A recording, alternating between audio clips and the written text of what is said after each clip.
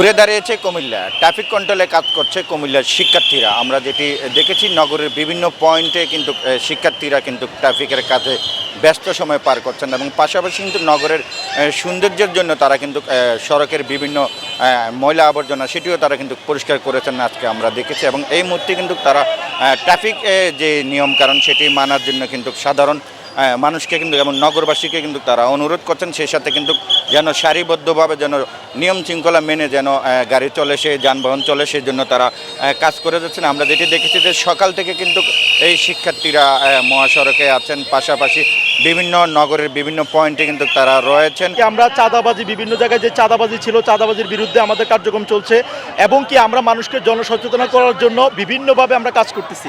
আমাদের 200 জন স্টুডেন্ট কাজ করতেছি বিভিন্ন কলেজ থেকে, ভিক্টোরিয়া সরকারি college, Comilla government college, women's college, BAIUST, Comilla university, বিভিন্ন যে শিক্ষা প্রতিষ্ঠান রয়েছে এখান থেকে আমরা প্রায় 200 স্টুডেন্ট কাজ করতেছি। স্বাধীনতার 2 দিন পর আমরা আজকে নিজেরাই কন্ট্রোল করছি। গতকালও সারাদিন আমাদের টিমমেটরা ছিল, আমি ছিলাম নিজ বিকাল থেকে একদম রাত অবধি 9টা অবধি ছিলাম।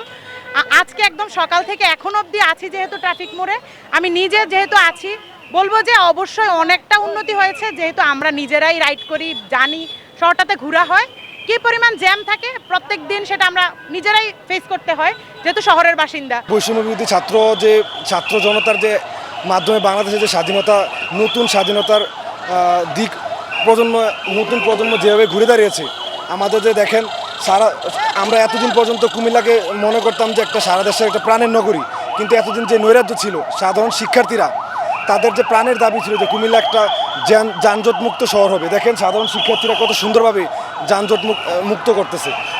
ছাত্ররা রয়েছেন তারাও কিন্তু যারা নিয়ম ভঙ্গ করছেন তাদেরকে সুন্দরভাবে বুঝিয়ে তাদেরকে নিয়মে আনার জন্য চেষ্টা চালাচ্ছেন। তো সব কিছু মিলিয়ে কুমিল্লার যে বর্তমান পরিস্থিতি সেটি কিন্তু এখন একেবারেই স্বাভাবিক পরিস্থিতি রয়েছে এবং স্বাভাবিক নিয়মে কিন্তু কুমিল্লার যে যানবাহন সেটি চলাচল করছে। পাশাপাশি শিক্ষার্থীরা কিন্তু এক ধরনের ব্যতিক্রম একটি স্বাভাবিক পরিস্থিতি তৈরি করেছে। তো বলা যেতে পারে যে আসলে কুমিল্লার শিক্ষার্থীরাও সফল এবং তারা কিন্তু যানজট নিরসনে কাজ করে যাচ্ছেন। এই ছিল কুমিল্লা থেকে আমার কাছ থেকে সর্বশেষ।